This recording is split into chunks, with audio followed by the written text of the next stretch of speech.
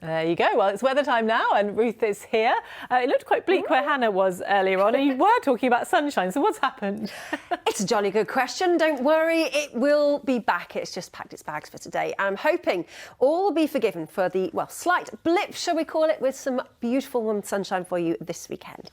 And if all of that doesn't put a spring in your step, perhaps this will. A spot of coastal foraging and a focus on well-being. It sounds like the perfect combination, doesn't it? Here's Kelsey Redmore. Some new faces in that series for you and the return of a rather old one as well. Now then, let's talk about the weather, shall we? Because as Andrea mentioned earlier, where on earth has the sunshine gone? And I did say it's sort of packed its bags and gone somewhere sunny, hasn't it? But it will be back. And I can offer you 2 days, listen up, just 2 days of warm sunshine. Now, this weekend, we could well see temperatures of around 17 or 18 Celsius, which for the time of year is very, very good indeed. But there's a caveat to it. Make the most of it because it is going to be short-lived. And we've got an area of low pressure that will start to move in next week and a change in wind direction too. And that combination means things will turn increasingly unsettled next week. So it is going to be wet and windy and it's also going to feel much fresher. And there's the possibility we could well see the return of those overnight frosts. So I'm not going to dwell on that for too much because we do have a lovely weekend to get through first. So let's take a look at what we can look forward to in a little more detail. Yay, everybody likes me again. I'm popular. You are really... Just make the most of 2 days because actually it's better than nothing, but and it's short-lived. It coincides with the weekend. What more could we want? Perfect. You're welcome. Well, it's not too bad at all out there at the moment. It's a little bit breezy in places with the remnants of a few showers too, but these will fizzle out over the next few hours. And we're looking at a largely dry night.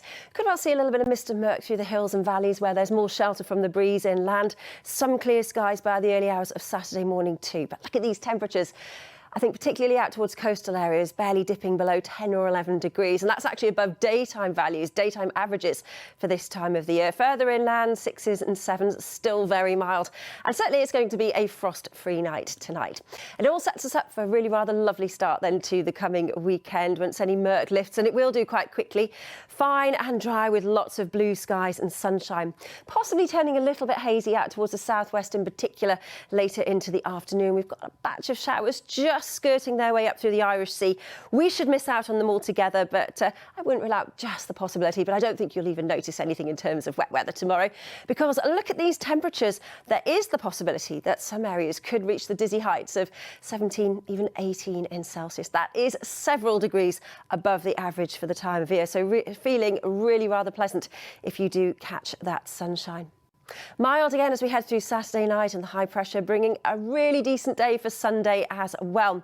I think temperature-wise possibly 16 or 17, but absolutely no complaints. Still very, very good indeed for the time of year. And it's quite rare to have 2 days over the weekend of warm sunshine, especially at this time of the year. Your outlook picture is mixed and you can certainly see the temperatures feeling just that little bit fresher.